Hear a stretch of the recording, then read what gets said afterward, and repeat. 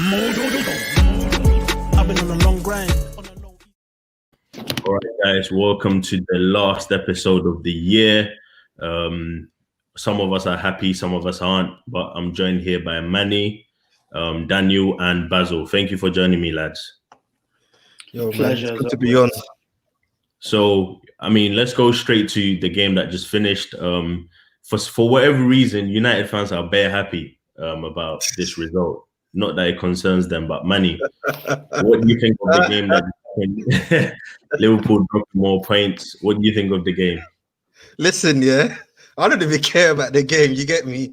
You see what I care about right now? Yeah, we're 3 points. Yeah, we're 3 points off the top. Was it even? Yeah, 3 points off the top. Yeah, with a game in hand. Listen, yeah, title 21 in 21. That's all I care about. I don't care about what Liverpool did. I don't care about nothing. Listen, Mo Salah dead, Mane dead, Rashford, Martial, Cavani. That's who matters, bruv. 2021, United are bringing the title home. You get me? Done now. Come on, brat.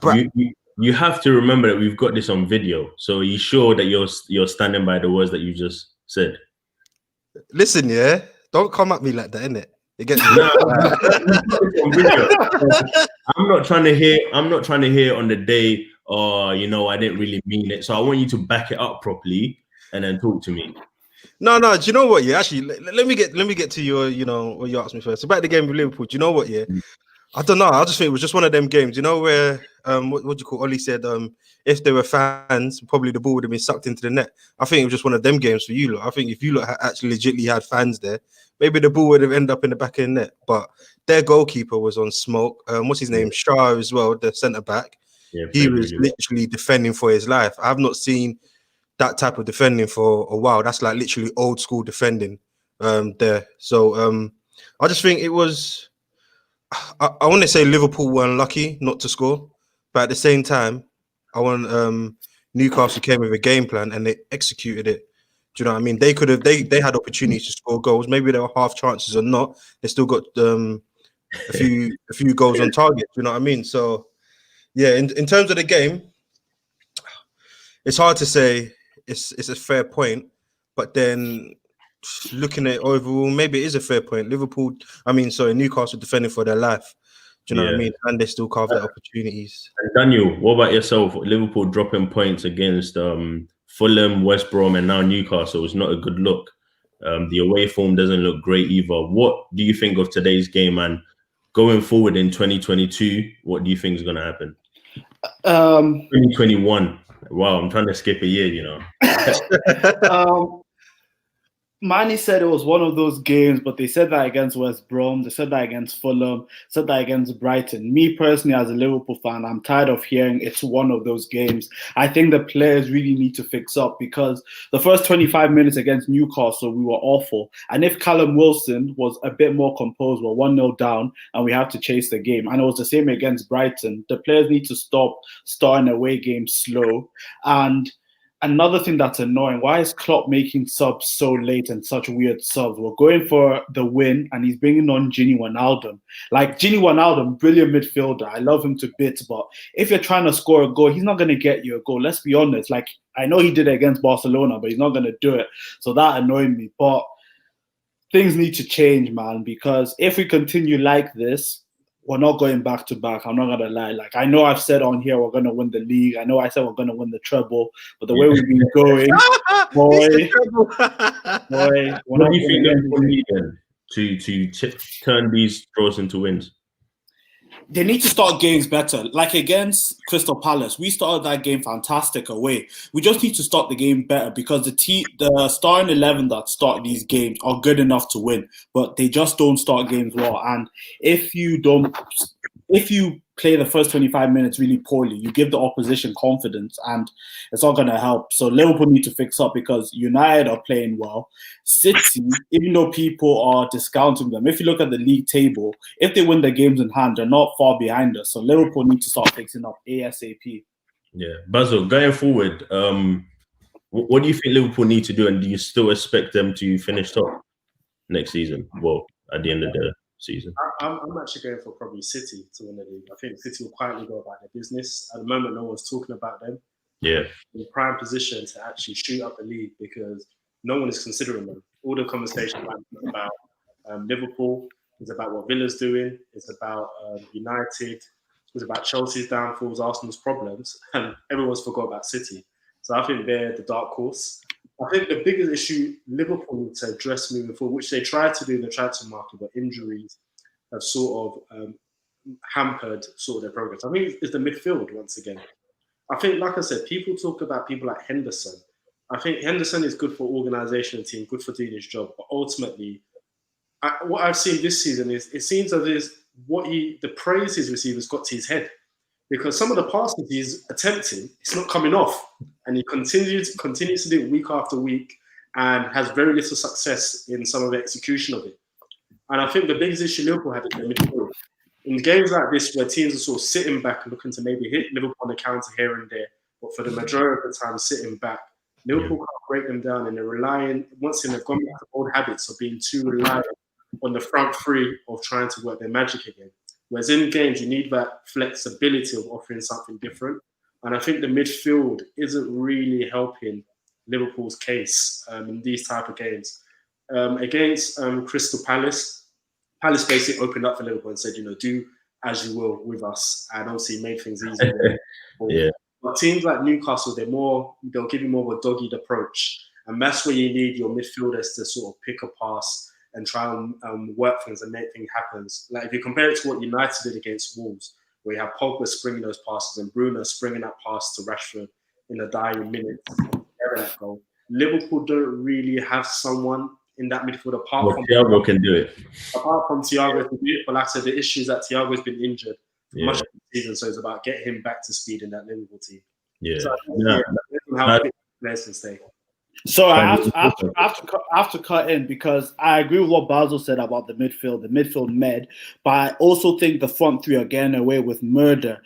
Bobby missing an opener header, Salah missing 2 1-on-1s. Like, yes, the front three have been amazing for about 4 years, but they're not exempt from criticism. Today, for me, it's the front three's fault. You can't have 4 good chances and not score a goal. That's what you're in the team for. And for me, it's beyond ridiculous. They've been marrying in these games and they need to fix up. Yeah, but the thing is, you say that obviously it's the front three's fault, but you guys have been like that always. Like, you miss chances, 3 or 4 chances, but then you put in 5, 6, 7. The only difference now is that teams are literally, like you saw against Newcastle, are defending for their lives. That's what it is. Or maybe you're not creating as many chances as you did last season. But you guys have always been like that. But now you can't get away with it. It's like, okay, front three, what are you lot doing? But the thing is, you lot have been doing that. No, I think we miss our centre backs. We miss our centre backs because in games like this, Van Dijk will be one of the headers, one of the corners, he gets his head on it. Do you get what I mean? Or he hit. And in terms of moving the ball from the back to the front, sharp, quick, right? Now, Nat Phillips is taking like five touches before he can get it away. So everything has to go through Fabinho. So for me, for Liverpool to go on, and I still think Liverpool, we can go on a run, like, and I still think we're going to win the league, but we need a bit of luck. And when I say that, I feel like, I still think the league is ours because we've had injury issues till now, and we've had bad injury issues. And I feel like we're the only team in this league that can cope with the sort of injury issues that we've had. Any other team, I feel like I don't agree with that. Do you know why what? do you agree? Do you know what? I think the reason why it seems like that is because your front three are not injured. When it starts to hit Mane or Salah, Mane or Salah, then I think you would see that, you cannot cope with it. The problem but even then, I can get you at. You've had your right back out. You've had obviously both centre backs are out. The third one keeps going in and out. The midfielder that's meant to improve you is out, bro. No one's but then look at your front three though. Yeah, but regardless, there's only so much that front three can do without the rest. You know where I'm coming from? So it's almost like the front three are the reason why we're still top right now. Do you get me? And I feel like if we had a bit of luck with the injuries, there won't be a title race this season. So I think Liverpool, if we can get a centre back, this January and get Matip even fit for 10 more league games, it pushes Fabinho into the midfield. So then you have Fabinho, Thiago, and +1. And if you can get that happening for like maybe 5 to 7 games, you go on a run and pull away from everyone. That's why I still feel. Sorry? Do you think you're signing someone in January? No, We have to. We have to. I don't think. Nah, I don't think we will. We have to, but Liverpool like not acting with no sense. Like for me, a defender should be announced by this On weekend. January, Yeah, by this weekend. Like we should have a centre back agree. making his Premier League debut against Manchester United. Well, However, against United, it's going to be Fabinho and not Phillips. You'll see when the lineup comes out. Please clip this up and put it up because that's going to be our centre back partnership. I agree with you. I think there should be a centre, like literally on the 1st of January. They should even be announcing it now. Yeah, like we do with Van Dijk. Now. Yeah. I don't know why you guys have done it. Arsenal have got like 8-9 centre backs. Bro, we need to leave. Send us Saliba, bruv. Yeah. My only Give us issue Saliba, with that is if we send him over and he does well, all of a sudden you lot will want him back, and I don't want that. You know what I mean? Send him to Liverpool. Tell him you're not going back if you do well. Say no, and then come over. We have to. If we don't act, it just tells me that it's complacency. Like there's no, and I know we have this thing of waiting till the right time or making sure that we buy the right player. But if you do not have a senior centre back fit at your club, even if it's Steven Colker, bro, bring him in. I can't watch Nat Phillips anymore. Do you get what I mean? So it has to be done. And now we've got United thinking they're in a title race. So man, Listen, we are not in the title race, yeah, but we are. No, we're not in the title. That's not what you were saying off camera, man. No. You see what Howard said? You got United. Manny, I've got to ask you a question yet, please. No, wait. Let me finish. Okay. You got Howard saying, "Oh, United are thinking they're in the title race." We're not in the title race. We're only second, 3 points off the top, with a game in hand. We are not in the title race. That's shocking from a United fan. These United fans that talk about 20 titles now saying they're not in the title. I'm being sarcastic because I don't know what table Howard is looking at. Like we are in the title race. Listen, we are in it. Whether you like it or not, we are in it. We're breathing down your neck. Get used to it. We're going to be there to the end of the season. Clip this up if you want to. You know what? Manchester United, yeah, we're winning the league this year. Title 21 in 21. Listen, it's not. You think? No, come on, man. Liverpool, you lot should just relax, man. Chill. What do you think of the game yesterday? Was that like a sign of champions? Yes. How many times did you lot do that last season and you won? It's a question. No, I'm asking you because you're trying to send shots. How many times did you do? Go on. Huh? Go on. Is it a sign of champions? Champions got to do what champions got to do, innit? Did you not do that last season? I'm asking you now. Keep saying yourself. No, I'm asking you. Did you do that last season? That kind of game? We didn't need to go. We were like 20 clear. It didn't matter. So, okay, cool, innit? Okay, cool. I remember Sheffield United anyway, but still. Do you know what? It happens, innit? Like sometimes that's a sign of champions, really, where like with Ferguson, it happened all the time. Like literally, we get a goal in the last minute that will help the winning goal or equalizing goal. Do you know what I mean? So it happens. Like the game itself for 90 minutes was dead. It was completely dead. Obviously, there was opportunities in the games here and there. Rashford just seems to be missing sitters. But the game itself, there was not much going on. It was just end to end, boring. Wolves came to park the bus like Jose. So, do you know what I mean? What I'm saying is that I'm just happy that we got the 3 points at the end of the day. Yeah, that's all I want United to do this season. I don't care. We can play like that for the rest of the season and bring this title home. I'll be happy as long as we bring that title home. Do you know what I mean? Get me, Poch already gone, so I can't be Oli out anymore because Poch is gone in it. So, Can I mention Wolves for a minute? What do you say? Can I mention Wolves for a minute? I can't hear you. Oh, can you hear me? Can I mention Wolves? No, go on. Yeah, what do you think of the game? You know what, right? I'll say this about Wolves, right? And I think Nuno needs to be careful. And I think they may reach a point where he may lose his job. And this is what I mean by that. I'm not a fan of Wolves football, Nuno's approach. I think they've got fantastic technical players, but they're not very proactive. They're very reactive in terms of they look to hit teams on the counter. And when it doesn't work, they don't have a plan B, which is why they don't score that many goals. And even when you look at them on the counter, there's only about 3 or 4 players countering. The rest are slowly just moving up the pitch because Wolves, what they try to be organized first and they hit teams on the counter. which is why they're difficult to beat. I think the more that he stabilizes Wolves and gets them like maybe 6th or 7th, I think the board will start to look and think, well, we're a stabilized club. Can we push that bit extra? And I think if Nuno doesn't really change his approach, maybe in the next year or two, I think they may look for someone else to really try and push them into that top 4 bracket, because I think they're close, but I think the way they approach games can sort of be a hindrance. So I think, Nuno needs to be a bit careful and sort of think of other ideas to sort of push Wolves just that bit further. Do you reckon they should be looking at Diego Costa? Because Jimenez... He's finished. If you've watched him at Atletico Madrid since he joined them. Yeah. I think Diego Costa is going Wolves, I was literally thinking about it yesterday, and it's just like, obviously, with what's happened to Jimenez and obviously Jota going to Liverpool, they don't really have, someone who can actually bring goals to the team off the bench as improving. Like, we know Jimenez can do it, but who else? Podence, we don't know. He's an attacking threat, but we don't know if he can do it. Neto, again, a young attacking threat, but we don't know if he can do it. I just think he will end up there. I just see Costa going to Wolves. I don't know why. I just see it happening. It might be finished, but yeah, I do think it would be a good signing for them, to be fair. Yeah. What about yourself, Dan? What did you think of the game? And as a Liverpool fan, do you see United as a threat?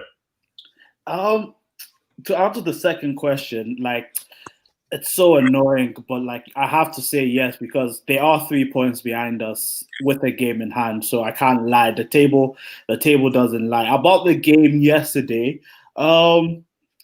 United can't get away with that for the whole season, because apart from maybe the Leeds game, that's how United have played at home all season. Very slow, very lethargic, and no urgency. And they've only won, I think it's 3 out of 8 home games. So I feel like if United are going to continue this challenge for the league, they need to fix up the home performance. It might happen, but yesterday wasn't good. But to win the game playing like that is impressive and could give them confidence. But let's see. I don't think that can continue.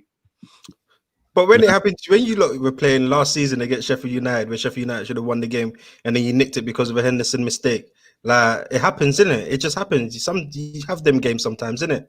Like, and then we went to go slap Man City 3-1. You never know. We might just go slap you lot 3-1 or 4-1. Listen, relax. I can't lie. You should be the one relaxing. Listen, I'm happy for a draw at Anfield, innit? Listen, all I know is that we got a game in hand. I'm pointing at Anfield. No. Say with your chest. I said, don't have to relax and then you twist your tongue. Why? United are going to beat Liverpool. There we go. What do you say? United are going to beat Liverpool. Are you talking for Manu or you're talking for yourself? I'm talking for Manu. Now, honestly, though, I think you have to not necessarily take them serious, but respectfully, I just see it as a Spurs. You know what? Yeah, I just see it as a Spurs thing. 4 weeks ago, Spurs were the team that everyone was looking at. Everyone said, you know what, they've been the best team in the league. You know how it's gonna go. I just see it as a Spurs thing. And what I'm saying is, this is what I'm saying. This, obviously, everyone's saying this season is different, but I still think the title-winning experience that City and Liverpool have, and the standards that they've set over the past 2 years, is going to show in the second half of the season, right? Because you can afford to, have what we've done, what Liverpool have done in the first half of the season. Do you know what I mean? Once we pass mid-Jan, you can't be dropping points like that. You see what I mean? You cannot be dropping points like that, because that's when teams start to go on runs. So I still think eventually, we're gonna see the difference. And someone's reality said, "Why is no one mentioning Man United as away performance? Is that not regarded? If you can't, you still got to do it at home. Do you get what I mean? You have to do it at home. You can't. You're not gonna win. You're not gonna win the league. We're going away to Anfield, innit? So mention our away. Talk about our away performances, innit? Because we're going away to Anfield. You're going away to Villa first, so our form away states that we're going to beat you like Anfield. You make me sick, but we'll use this. We'll use this later. It's all Yeah, good. use it. We'll use it later because you're making me sick. 3 points at Enfield. What? I've not seen this. I've not seen this for like what 5 years, and now look. Okay. But we're gonna hold on. Now, look, United's away form. We have to regard it, like, of course. But the thing is, we were talking about the Villa game, the Wolves game. Now, United's away form. I feel like if they continue that throughout the whole season, like Manny says, they're going to be there towards the end of the season at the top. However, I think one thing that people need to think about, this is Liverpool fans, United fans, football fans, even though we're going into January, the amount of games teams have played is not the same as normal. Normally we play about 20, 21 games around this time. So the league is 5 games behind normal. So I feel like all this chopping and changing is going to continue for a while. I wouldn't be surprised if by the end of January, the team at the top of the table changes about 2 or 3 times. It wouldn't surprise me at all. Wouldn't like it. I've got a United fan on the phone. Eric, can you hear us? Hello? Yeah, hello. Can you not hear him? Yeah. All right, sweet. Quick, I've got a question for you, yeah? Yeah. Are Man United in the title race? I wouldn't say we are. Why is that? The reason why is because we haven't played as many games as we normally would. Why I say we're on a very good momentum. We have very good momentum. We have a very good.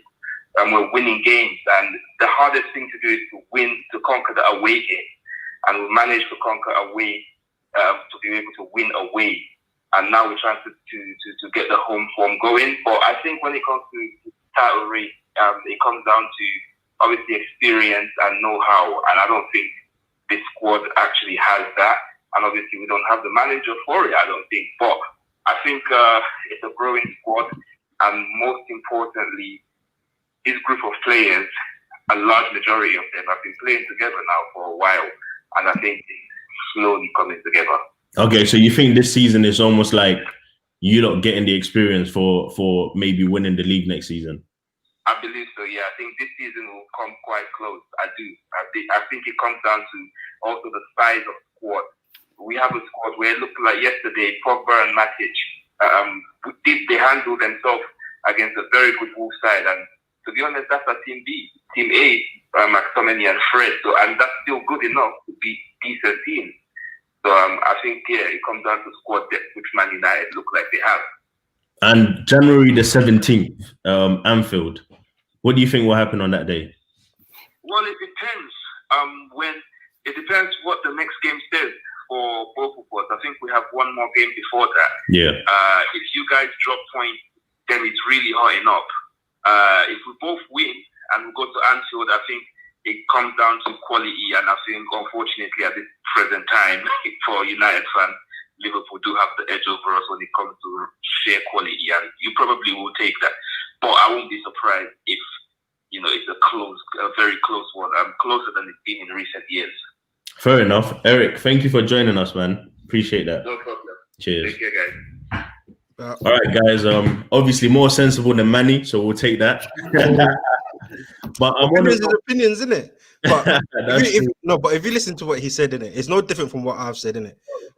He started off by saying we're not in a title race, but then when he carried on talking, he more or less wrapped it up and said we are in a title race. We might not win the league, but we are in a title race. We are going to challenge for that title. We might do what you lot did, and you were 1 point off City when City won the title, and then the next day you won it. It's still a title race. It's still a title challenge. Do you know what I mean?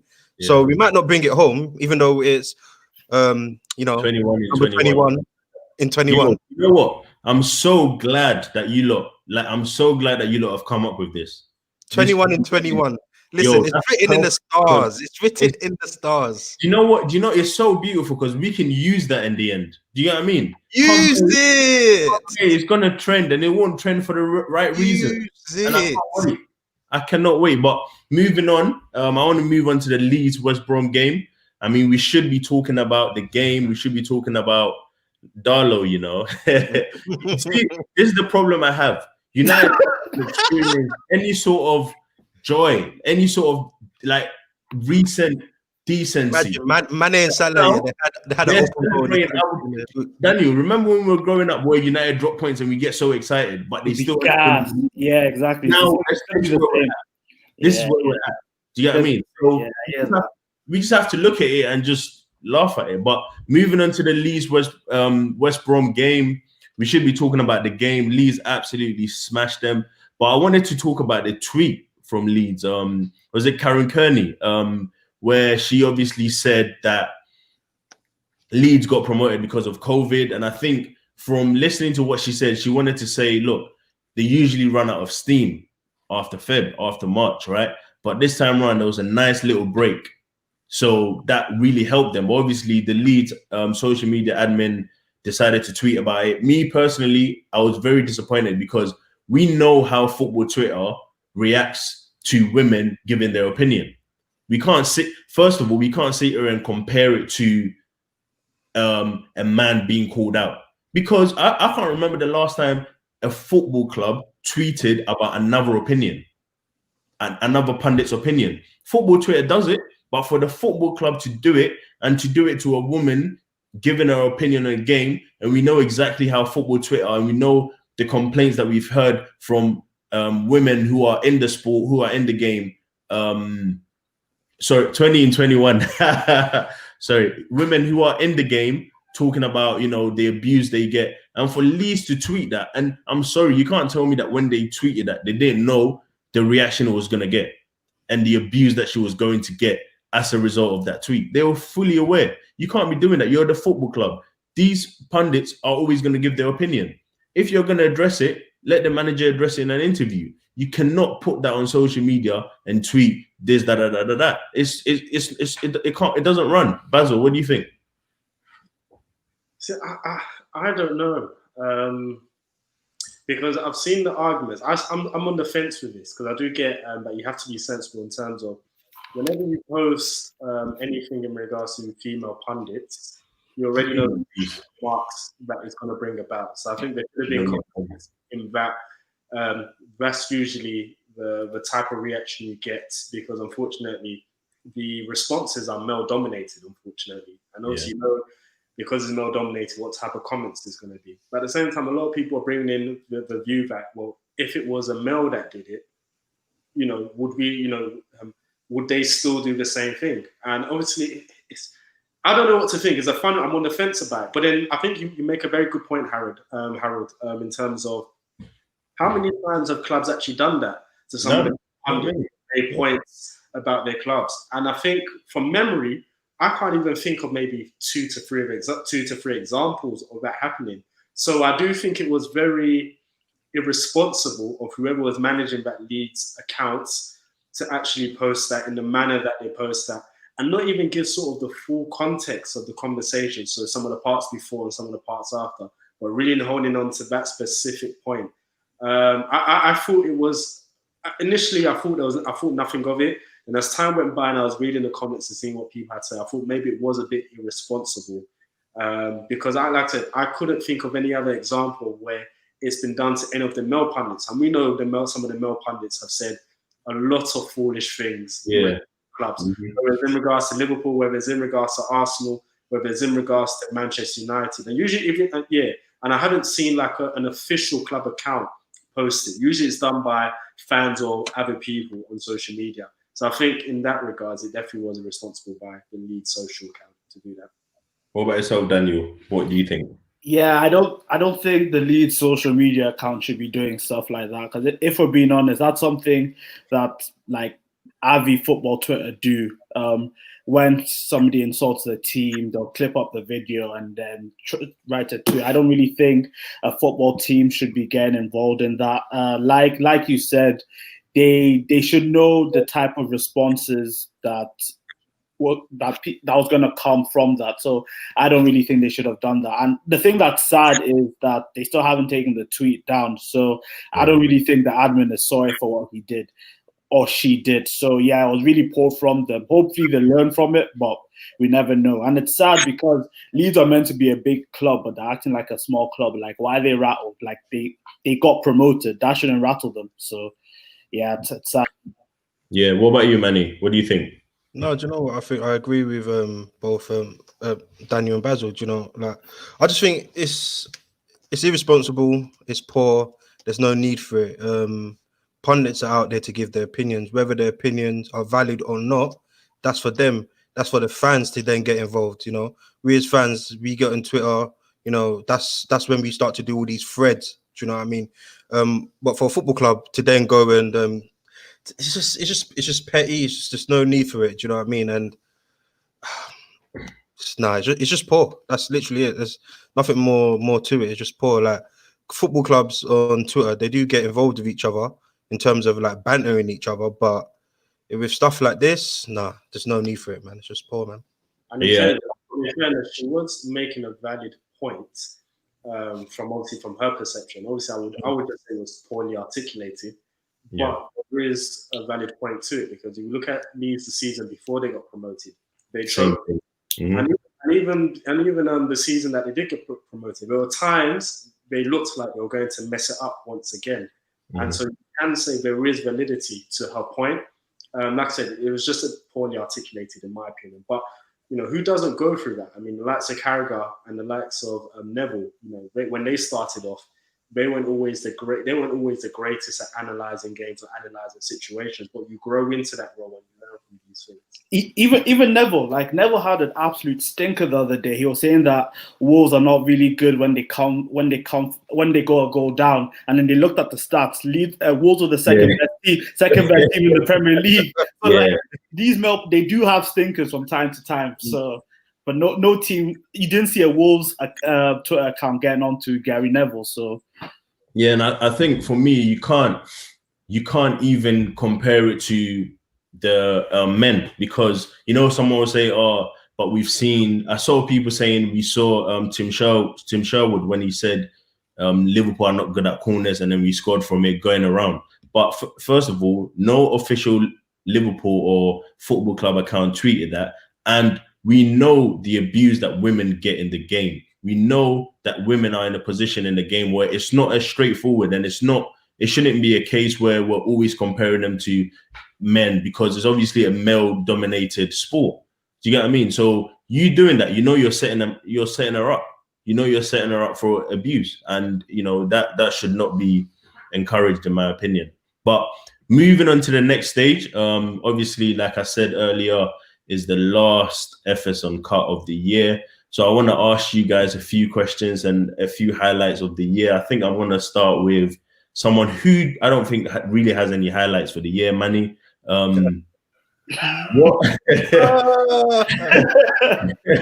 are the highlights for your team, Manchester United, apart from finishing the year 3 points behind Liverpool? You don't know my highlight of the year, yeah? It's not even. It's up. I know what you're gonna say. No, go ahead. Do you know what it is? My highlight for the year obviously happened a few months ago when, you know, a certain football club lost 7-2 to Aston Villa. That was my highlight of the year, boy. That was my highlight of the year. But no, you know, serious for my club. Do you know what? Yeah, my highlight of the year has to be wrapped up around one person, and it has to just be Bruno Fernandes. I think him coming into the club in January literally turned our whole season around last season, and the impact he's had since then. In terms of looking at form, not saying in terms of form, like assists and goals, he's arguably the best midfielder or the best number 10 in the world currently, based on form, not based on what he is as a player. Because I still think there's parts of his games where he's done. Do you know what I mean? Like he gives the ball away like, on average 25 times during a game. Do you know what I mean? But the impact he's had on Manchester United since January, no other player for me in my time that I can remember anyway has had that same impact. And that if I'm going to give my highlight for the year, it just has to be Bruno, man. It has to be Bruno and what he's done for Manchester United. Yeah, no, look, I agree with that. He is a stat padder. Do you know what I mean? He is a stat padder, but there's just, if Bruno wasn't in our team doing all that stat padding, we wouldn't have come third in the last year. Okay, yes, we got knocked out of the Champions League, but again, we wouldn't even be in the position we are right now without Bruno. Do you know what I mean? Bruno, on average, scores an assist every other game, or is it? I think it's a goal and 2 assists every other game. And for a midfielder, for a number 10, what more do you want? Do you know what I mean? What more do you want? So no one can deny that that's probably our highlight of the year, Bruno Fernandes. Yeah, for me, like with his productivity, all that extra stuff doesn't matter. Like obviously, if it dries out, then you ask questions. But if he's doing what he's doing, whether he loses the ball or not, it doesn't matter. Games are meant to be won. You're meant to score. You're meant to assist. As long as you're doing it, and as long as you're playing that role in your team, I don't think anything else you do matters. So this whole talk about his play and his all of that, maybe if you're comparing him to top players, then you might bring that into question and go, hold on, yeah, that's what sticks out. But he's doing what he has to do. People, if he keeps doing it, are we still going to keep saying he loses the ball, he does this, he does that? So I feel like eventually people have to move on from that. What about yourself, Basil? Highlight of the year for Arsenal or Villa, whichever one. West Brom. How many teams has he supported this year? Back to Arsenal because they won back-to-back games. Probably his highlight. For my team, Leicester, this year. Now, for Arsenal, I think it was Bayern William thinking of getting Eden Hazard at the club at the time. Listen, we don't even have any highlights for 2020. You won an FA Cup. You won 2 trophies. Yeah, FA Cup and the Charity Shield, isn't it? Please, man. You don't count the Charity Shield as a trophy. That's ridiculous. You guys were, because you guys got very gassed over that. Oh, we're gonna go win the league. We beat Liverpool. You guys were very gassed. Let me give some context behind it, because it genuinely annoys me. First and foremost, it was a weakened Liverpool team that Arsenal fans played. So when people say, "Oh, they beat Liverpool," I was like, it wasn't even a proper Liverpool team. But secondly, Arsenal did not win the game. They drew the game and won on penalties. No one can highlight that fact. What absolutely annoys me when people talk about Arteta having one over Klopp. He doesn't have one over Klopp. Let's be brutally honest. But I guess, because the FA Cup for me, it gave a false sense of achievement for Arteta. It sort of created the false narrative that Arteta is actually something, when really and truly he really isn't. And so it's difficult to really have a moment this year for Arsenal. I guess you can say the FA Cup because it's always nice to celebrate a trophy. But at the same time, it sort of papered over some of the cracks that happened at Arsenal, because then expectation rose, which I don't know why. And it sort of gave people the idea that Arteta is like the next coming, the next Guardiola at the club. So yeah, I know someone's saying winning, but can you pick anything out, or are you sticking with the FA Cup? It's just the FA Cup. I mean, come on, look at Arsenal. What is there to pick out? In the misery for so long. Isn't it? It's FA Cup. Dan, I mean, I don't even need to ask. I want to do a big intro because, like I said, it's the last uncut. There we go. Do you want me to? Anyways, guys, we have come to the end of the show. This year, special year, walked the league, did special things, won pretty much everything we could see, we could put our eyes on. What a year. As much as we finished with a draw and we're a bit disappointed, we have to look back at this year and go, wow, talk to me. Yeah, this year as a Liverpool fan, best year as a Liverpool fan in my life. Finally winning the Premier League. I've seen Liverpool win every important trophy there is to win, apart from the Premier League up until 2020, and we went to go and do it, and we did it in style. Like, it was rather light. I think we did it with 7 games to play, 8 games to play, the earliest a team has ever done it. So like, even though we won the league, like, it was rather easy. Like, it was a bit weird doing things the easy way, but it was very, very good. I'm sorry. I'm sorry. What does he mean? I'm sorry. No, please stop it. Man is rattled, but yeah, it was very, very good. Seeing Henderson lift the trophy, I know that got a lot of people angry. Just the best captain that's ever lifted that trophy. So I'm happy about that. Dan, I've got a quick question for you. Sorry, what's your question? I've got a quick question, even for you, Harold. Because obviously, like the first trophy for 30 years. Did you guys actually go to the parade? Listen, let me tell you, this is what they did. We're loading it. So we're gonna use this one and this season's and last season's, put it together and do it in special form. So, Nah, but Basil, to answer your question, I was actually Liverpool because my sister lives in Liverpool, so I went to Anfield, innit? there you go. I've seen a Spurs fan saying celebrating on Zoom. Celebrations. Yeah, I There's a didn't question know for you why. guys there, by the way. Yeah, that's what Basil just asked, and I answered. I was in Liverpool, innit? Celebrating with Carragher and his son and that. Oh, swear, yeah. Yeah. We'll do it again. We'll do it again and you know, multiple parades. We got this. But so moving on from highlights of the year, I want you guys to also pick out the game of the year, your highlight game of the year, the game that you look back on. It doesn't have to be your club, but the game you look back on and go, you know, in terms of quality, in terms of, you know, individual brilliance, it kind of sticks out in your mind. Dan, should I start with you? Probably the Palace game, 4-0, because it was the game that won us the league. Yeah. Because I was going into that game, we had just drawn with Everton. Our form before lockdown wasn't really the best. So I was thinking, Palace might hold us at Anfield, but we just blew them out the water. Or even the Palace game the other week, the 7-0. Biggest away win in Liverpool's history. So it has to be those two games as a Liverpool fan.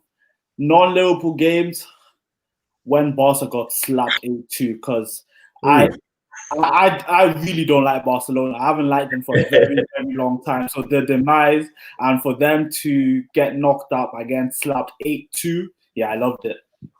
What about yourself, Manny? Your game of the year, your clubs, and then maybe a general one. Oh, this is hard, you know. This is hard. It's hard. I think my game of the year has to be, as much as it doesn't count now anymore, it has to be against the last game of the season against Leicester. That game was literally vital to us getting Champions League. And as much as we played a weak Liverpool team, I was actually worried that we didn't have it in us, because when Manchester United have to do something, we fail. When the onus is on us to do something, we don't produce. So I think that game against Leicester was probably the highlight game of my season for a United fan, just because he got us Champions League. And then away from that, I mean, I think it just has to be that Bayern Barcelona game. Now, I think no one ever expected that. No one ever expected that, and Bayern just walked over Barcelona, and that led to Messi throwing a tantrum the whole summer. So outside of that game, it has to be the Bayern, the Champions League semi-final, man. What about yourself, Basil? Obviously, from an Arsenal perspective, definitely the FA Cup victory against Chelsea. And I say it was nice to get one over them and obviously celebrate winning a trophy, considering how bad Arsenal have been over the last few years. But I think there's definitely two matches in terms of match of the year, which for me brought together two great moments. I think the first one, as someone mentioned, is the Atletico Madrid Liverpool match, second leg. And the reason why is because I've never seen so many Liverpool fans come up with so many excuses as to why. And Atletico did nothing, but yet still scored 3 goals against you guys. I mean, I'm like, a team doesn't do anything and score 3 goals against you. And then obviously see Liverpool capitulate and blame their goalkeeper for their defeat. Find that very ironic. But I think for me, the game of the season for me is definitely Spurs v Man United, because I think it brought one of the best moments post-game in terms of everyone's reaction at the end of the game. I mean, you're 13th and we're second. But you're 13th and we're second. I don't promote violence. And we are second. We're crying live on television, promoting violence. I don't promote violence. You had a man handing his P45 live on television. Yeah, no. That was a great moment. Just as someone who doesn't like Manchester United, but even for the neutrals, it was just an absolute great moment to see a Manchester United legend break down live on television. No, that was brilliant. We've had a few suggestions from the viewers as well. Ayo, a Manchester United fan, said Watford 3, Liverpool 0. Can't remember that game. And I think another game that I can't remember. He said Villa 7, Liverpool 2. When did that? I can't remember that. Maybe that didn't happen. That's probably PS4 he's talking about. Oh, right. And Chris said what? Spurs 6. Whoa, Man United 1, Spurs 6, and it was a at Old Trafford, so that was pretty bad. But for me, I think my Liverpool game of the year, probably like Dan said, the Palace game, because that was the first time in a while that we've actually played expansive football and literally enjoyed our football. And then maybe, obviously, the 8-2 is the standout, but I actually thought the final, the Champions League final, was a good game. Do you get what I mean? And obviously, PSG gave it a go, but Bayern weren't budging. They played well. You can tell that they wanted to win. Even the goals in that game, very entertaining. And obviously, with the pandemic, football played a big part for all of us seeing such a two quality teams go against each other. So that was pretty good. And I want us to finish off.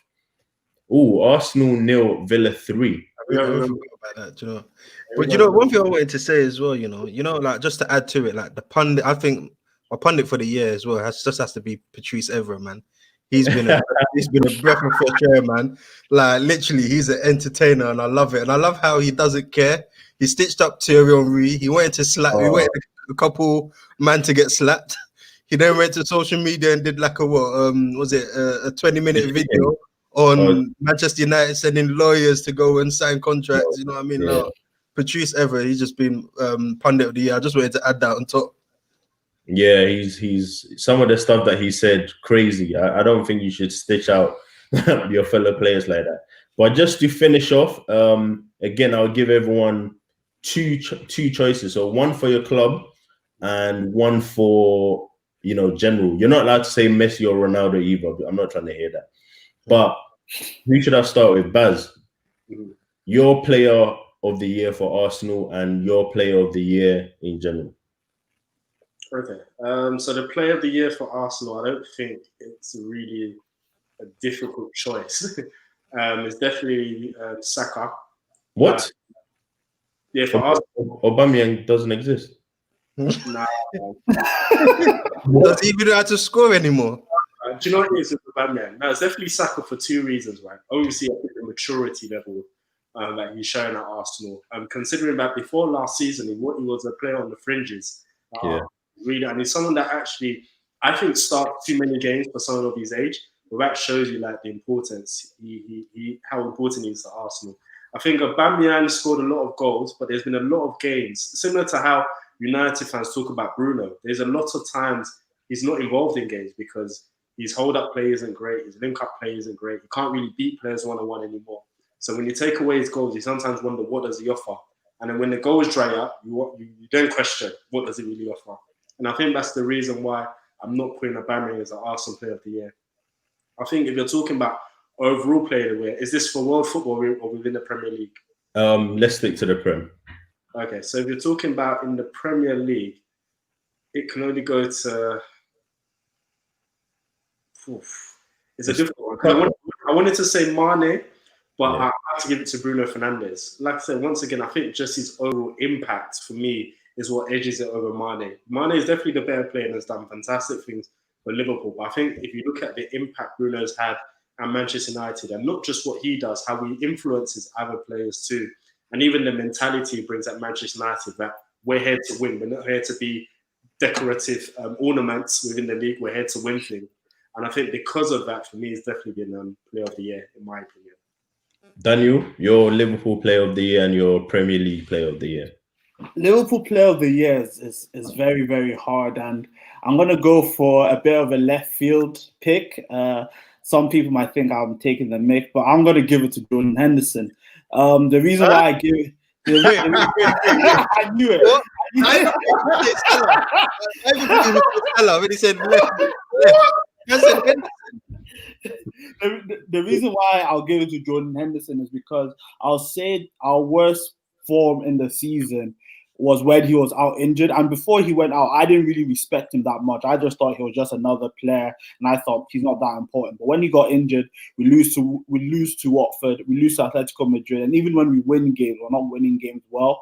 I feel what Jordan Henderson brings to Liverpool, especially now that Van Dijk is injured, is he actually helps us keep the opposition in the opposition half because he wins the ball back for us so many times. So I just need to give him his respect. So I have to respect Jordan Henderson. For the Premier League, I'm going to go for 2 players. Bruno Fernandes.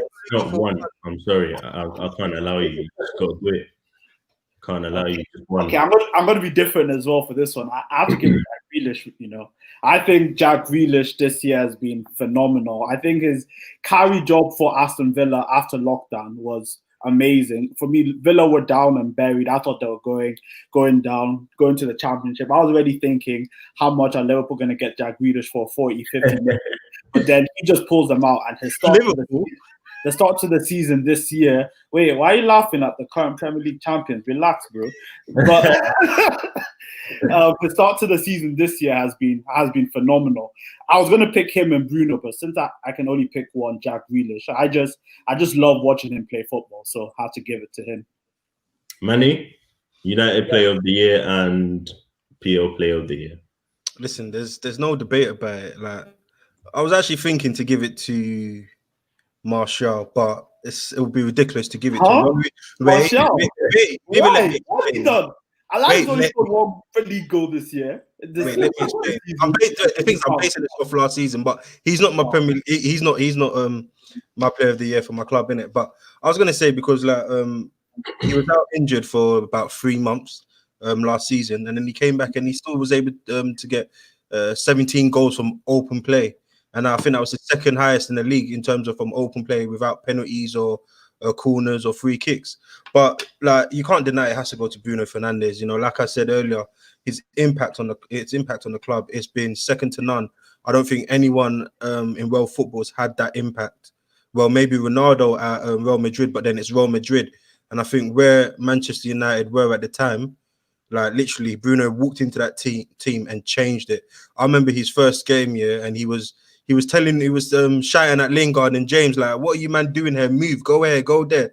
Man was managing the team from the first game, and the impact he's had on our squad has been immense. And in the Premier League, I have to agree with Daniel. It just has to be Jack Grealish, man. I think like his impact he carried Aston Villa the whole season, and obviously lockdown came, and then they were literally in relegation battle, and he managed to literally bring them out of relegation. Like everyone was talking, Daniel's there saying he's going to Liverpool for 50M. I think the talk was he was going to Manchester United for 50Ms, and literally he kept them in the Premier League. And what he's done for them again this season, yes, other players have come in and gelled with him, but he's literally just carried Villa. He's literally Aston Villa at the moment. And then him going to England as well.